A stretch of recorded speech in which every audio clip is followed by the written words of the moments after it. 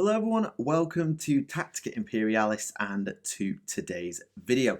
Today is going to be a my thoughts on video, and today I want to talk about Nova. Yes, we had the Nova open about a week ago, the time I'm recording this video. Yes, I know my reactions are much later than everybody else's. That is the joys of having no Wi-Fi, also being busy, having a birthday, and just generally not having time to record. But what can you do? My reactions are always late, so you kind of expect this from me by now. So I want to go through what we saw at Nova and just give my thoughts on the reveals, some speculation, and just general discussion because, well, we got a lot, and let's dive in, shall we? So we'll start at the top, and we will begin with Warhammer 40,000, which of course is... Why has this happened again? The videos don't like loading today. So, we have the Psychic Awakening. So we have the first look at the Psychic Awakening from the Warhammer 40,000 Open Day event that was just a week or two ago. We got to see the first hints that something was going on. The trailer that's up there that wouldn't load is not much use in terms of information. It's very well animated and very well voice acted, but doesn't tell us a lot, aside from the Inquisitor at the end holding an Eldari rune in her hand of some sort, which is an implication that the humans and the Eldari are perhaps working together again, but we maybe already knew that with the whole Gilliam and Yvraine business.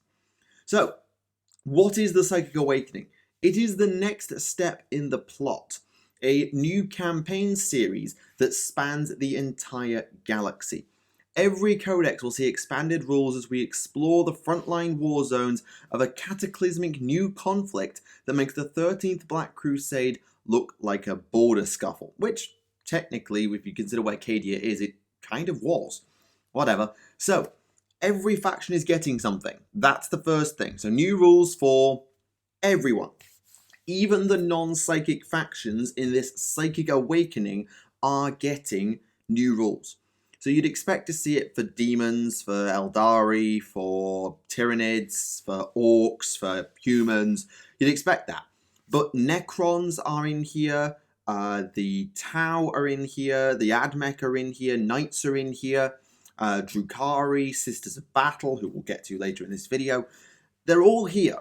And that means that whatever these new rules are, they can't just be, oh, we're giving people Psychers or updated Psyker rules. And it's not just going to be a case of, oh, these new rules are entirely around using new psychic powers, because they can't, either they can give Psychers to races like the Tau, they can't give them to, say, the Necrons. They can only add anti-Psyker tech. So I'm interested to see what these entail. And since we know it's going to be a campaign series, I suspect these will work rather like the Vigilus books, where rather than getting brand new units, I suspect what we'll see, in general at least, is some specialist detachments, some campaign rules for certain factions, and maybe an updated model here or there, just to bring some old stuff into line with the new sculpts. We'll see exactly what we get, but I'm interested to see it, and as much as this wasn't the most exciting reveal for me from Nova, we'll get to that later. This is the one that interests me the most because I don't know where it's going. It could just be, oh, we're going to have some campaign books and some new models. Yay. Or it could be something much, much bigger than that that really affects the game in a much more profound way.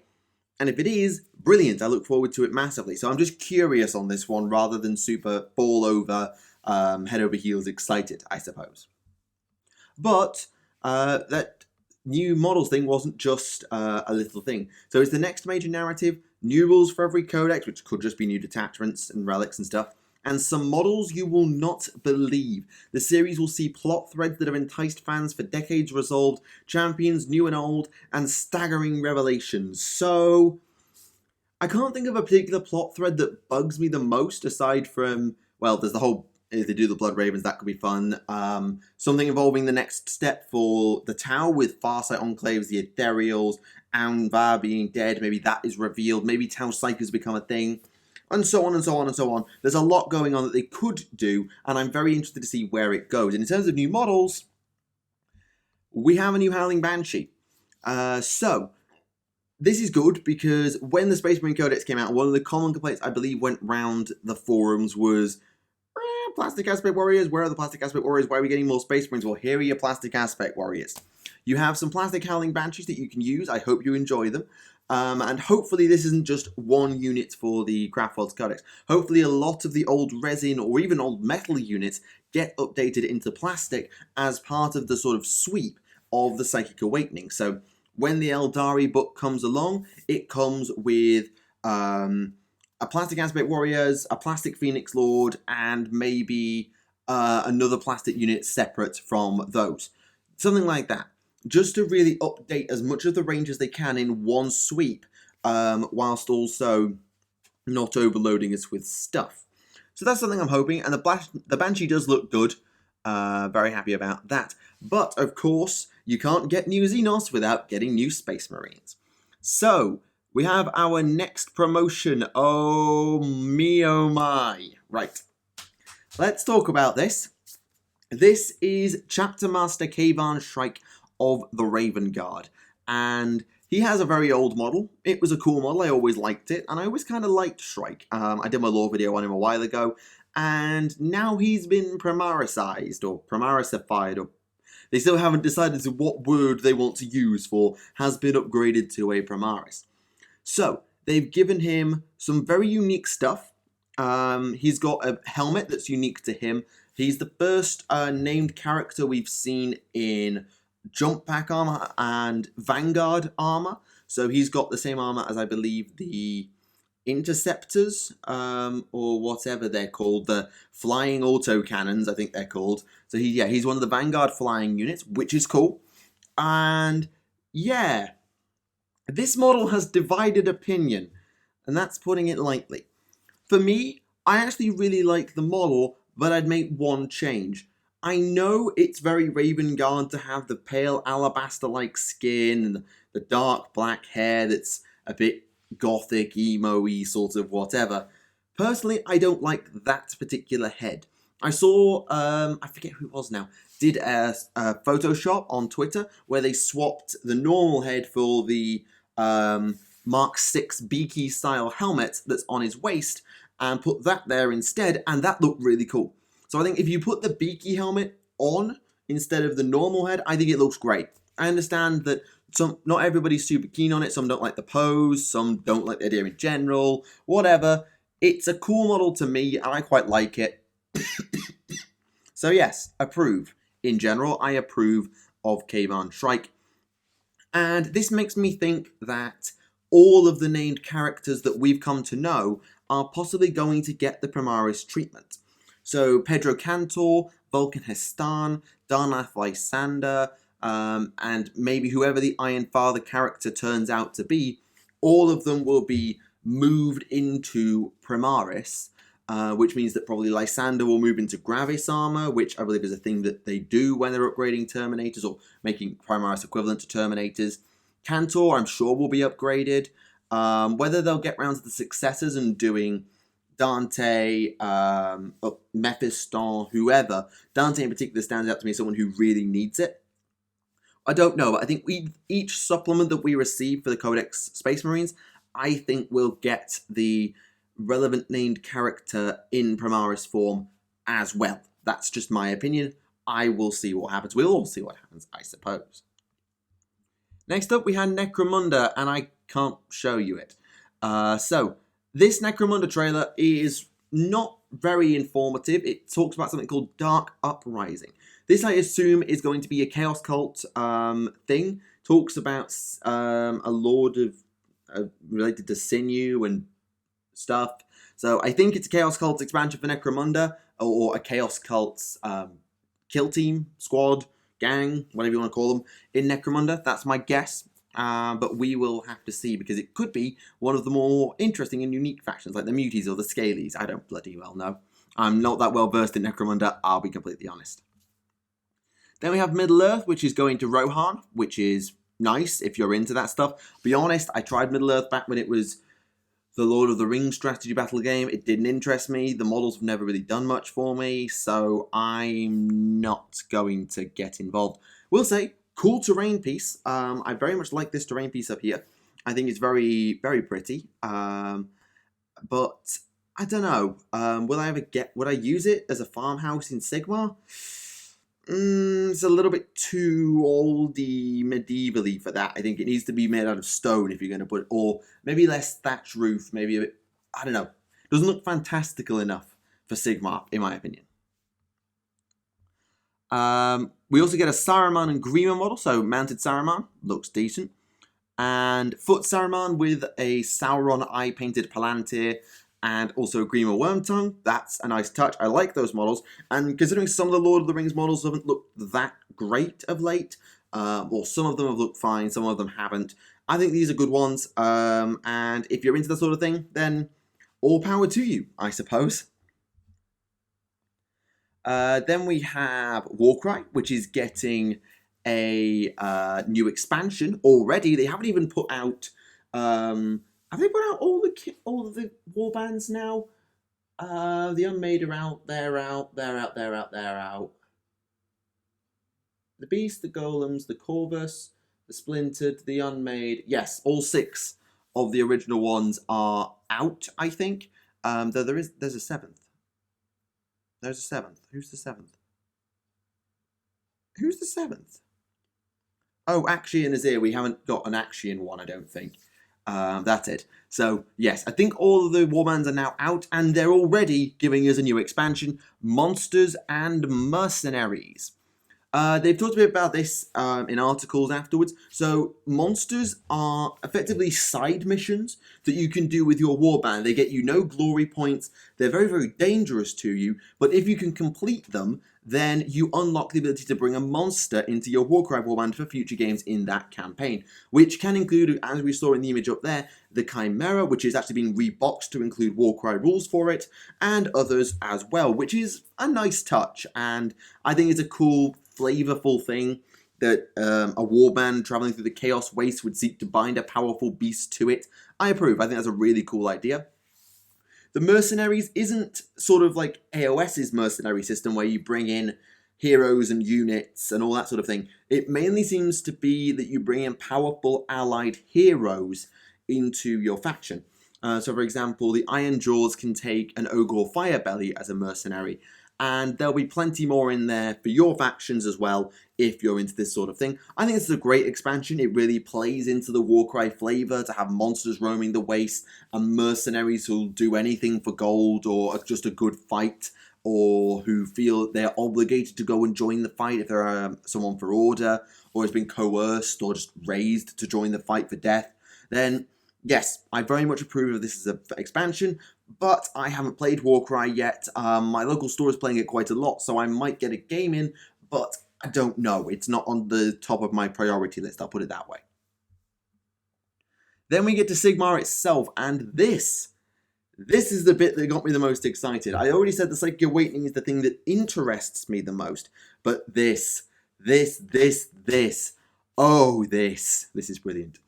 So, the Tithe trailers we've been receiving over recent weeks have finally been concluded with the Ossiarch Bonereapers.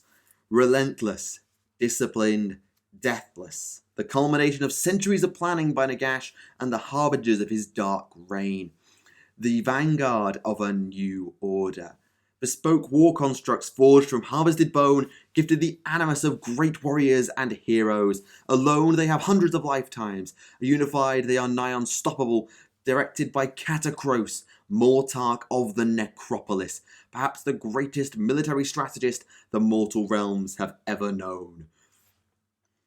Yes! Yes! That is so cool. They are Nagash's answer to the Stormcast in many ways. You build them up, you give them powerful souls, and you send them out to war. They are brilliant in terms of flavour, in terms of lore, and this plays into Forbidden Power, where Catacros was the being trapped in Lake Lethis, and the vault there that was released by Lady Olinda in Forbidden Power. Yes, yes, yes. And the models ain't half bad either, for the most part. So these are some of their infantry. You've got a real mix of aesthetics here. Some people will look at, particularly some of the models we'll see later, and say, it's the reincarnation of the Tomb Kings. This is what Tomb Kings died for. Kind of, yes, this is what Tomb Kings died for, if you want to be a little bit blunt about it. But I really like these infantry. They're not my favourite models in the range, we'll get to them. But I do like these infantry, because they absolutely feel like undead. Even at a glance, you'd be able to say, okay, they're death. But they look different enough to the basic soldiers and the skeletons and the zombies. They have enough uniquity that they don't just feel like skeletons with fancy shields. They look like proper unique warriors, and that's great design. Then we have the cavalry. I love these cavalry, okay? I think these cav are brilliant. I'm guessing they're sort of the...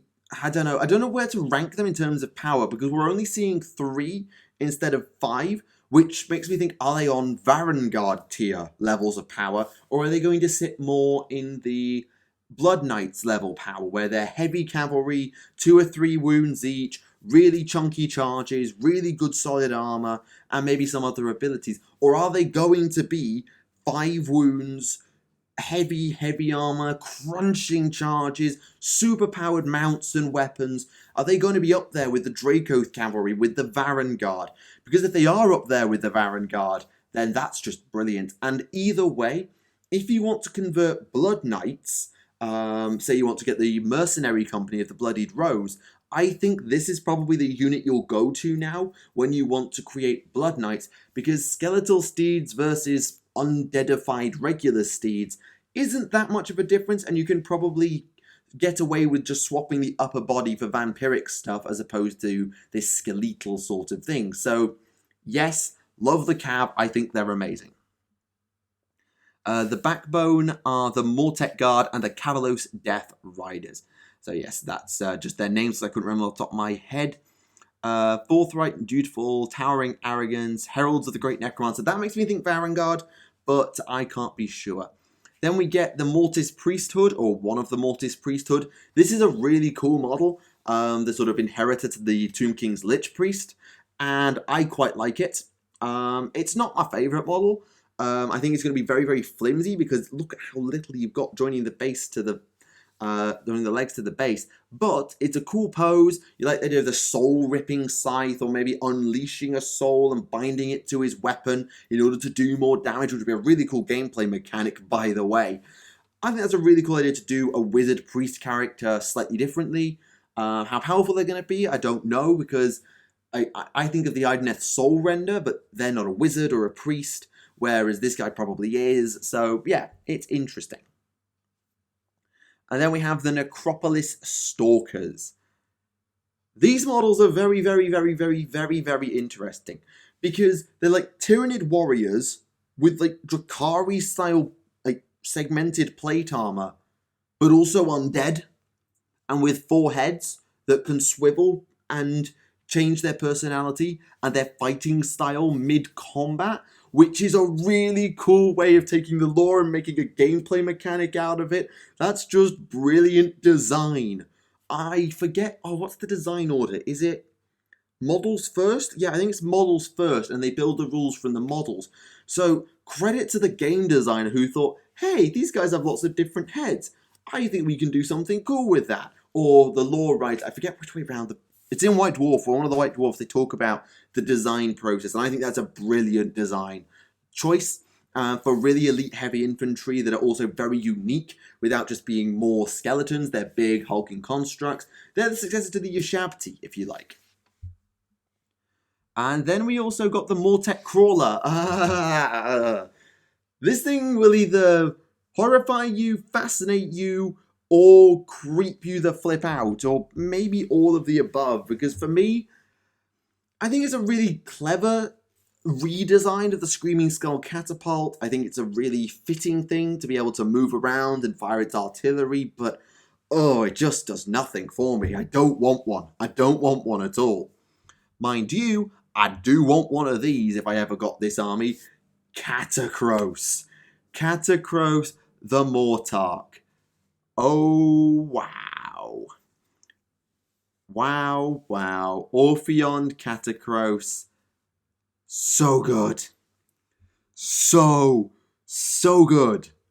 Like, this will be up there for Model of the Year, in my opinion. This will be up there. It's that good, okay? It's that damn good. It's brilliant. I love this model. The guards look really cool. You've got a very mixed set of aesthetics. People are pointing out samurai and bits of maybe Egypt and Greece and all sorts of different aesthetics going on, which leads into their mix of warrior cultures that have formed the souls that now inhabit them. It's just brilliant design all around.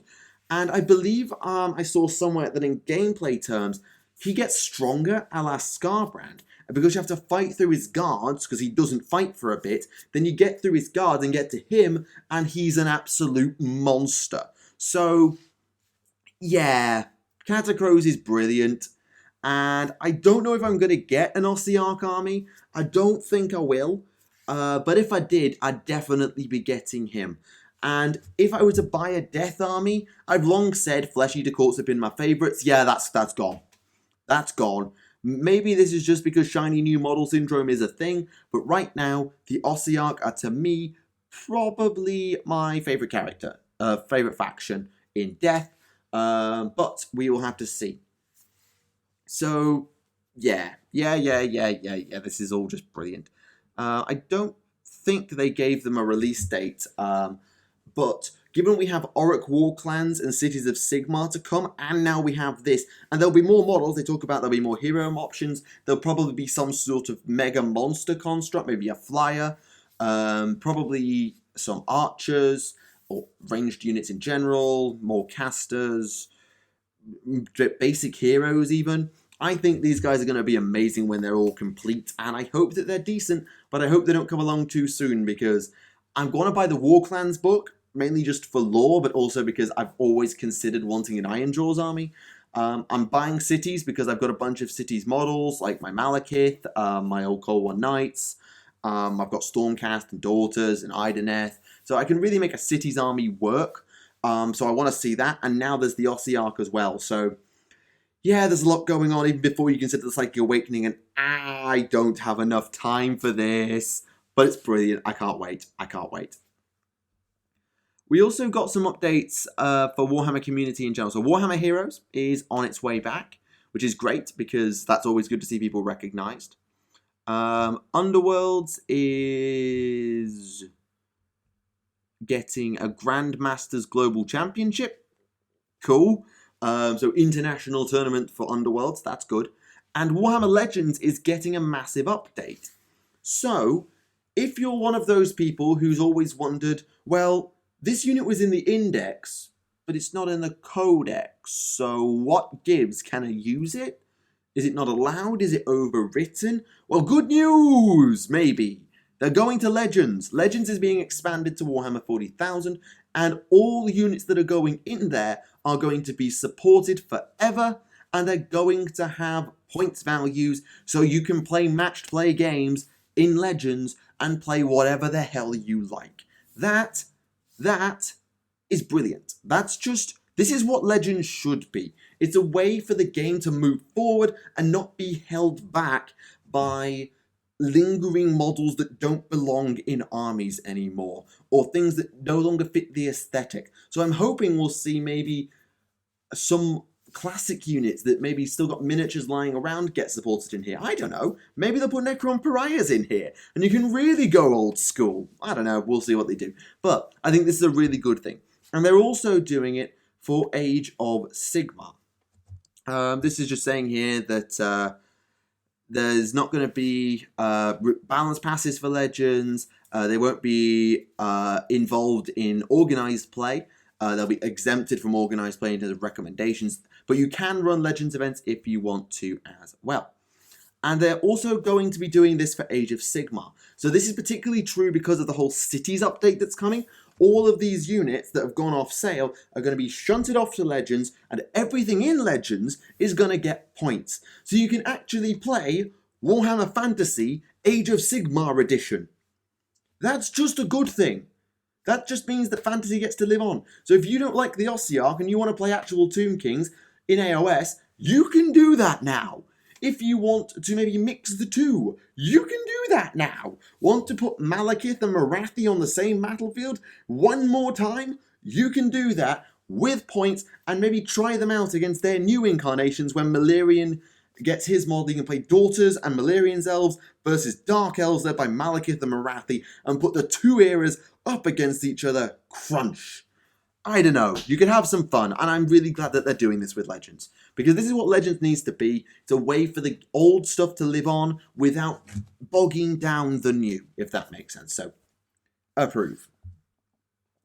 We get a few snapshots for the Angels of Death series. Jez Goodwin's been involved with concept art, which is really cool. And this artwork looks brilliant in general. The animation we don't really know yet, but it looks good, and I hope to see more of it in the future. And one more thing. This is the battle. Yes, the Sororitas are getting their battle box in November. November is when you get your Sororitas. By the way, that's the cover art. They revealed that during the last week, that's the actual cover art, not the special edition cover art, the actual cover art. And I think that is the least fighty cover art we've ever had, because it's not taking place on a battlefield. And I think that's a first. It's certainly a first for this edition. So that's cool. It's nice. And that will contain the codex as well as, how many miniatures was it? Does it say? 25 miniatures. I couldn't quite read that from here. 25 miniatures. So you get the Battle Sisters squads, who look great. You get the Seraphim, and they look great, which they should, because you had the Gemini Thingamajibs and Celestine, so you knew they could do Flying Sisters well. You get the new Penitent engine, which is the first time I think we've seen it, and I'll be completely honest, the first time I saw this miniature, I thought it was the old one. That's just good design, that they've been able to update a classic model in such a tasteful way that idiots like me can't even realise it's the new version. So, good design on the Penitent engine. Is it the best model in the range? Probably not. For me, that's probably the Hospitaller that we saw, or possibly the Seraphim, because I just like the Seraphim. But yes, that's decent, and everybody at Nova got a free Canoness, which is also going in that box. So in terms of what you're going to get, I'm assuming you'll probably get 10 or 15 Battle Sisters, a squad of Seraphim, the Canoness, a Penitent engine, maybe 2 Penitent engines, and then you'll get probably like a Hospitaller, a Dialogus, and a Standard Bearer, so you can make a little command squad for your Canoness. I don't know. We will see exactly what that is in November. And that is everything. I've kept it under half an hour this time. So, that was Nova, and I have to say, there is a lot to be excited for coming out of Nova. I must say that. The Psychic Awakening has me very, very interested. I'm not hyped for it, but I am interested to see where it goes, and I can't wait to see the new miniatures they bring out, as well as all the lore developments, because you know I just eat lore for days. The Ossiarch Bonereapers are probably my personal highlight, because awesome lore, awesome models for the most part, generally really, really cool. The Legends update is great. The Necromunda expansion looks like it could be quite interesting. Middle-earth gets an update. I personally, I've said this before in videos, I don't care for the Sororitas that much, but the models do look good, and I know many people are excited for them, so look forward to November and you'll be able to get them. So it's going to be a very expensive back end to this year with Auric War Clans, probably several Spring supplements still to come, Cities of Sigmar, the Ossiarch Bonereapers, Adeptus Sororitas, goodness, what else? Probably the first of the Psychic Awakening expansions, and who knows what else. There is so much to come in the next 3 months of the year, and I can't wait. This is going to be a really exciting time, but let me know what you think in the comments. Are you excited by these reveals? What's your highlight? What's your least favourite? Are you looking forward to anything in particular? Let me know. I'm always interested to see what you have to say. But for now, thank you very much for watching. This has been Tactica Imperialis, and this has been my thoughts on the Nova Open Studio Preview 2019. Thank you very much for watching, and I'll see you all again. Bye for now.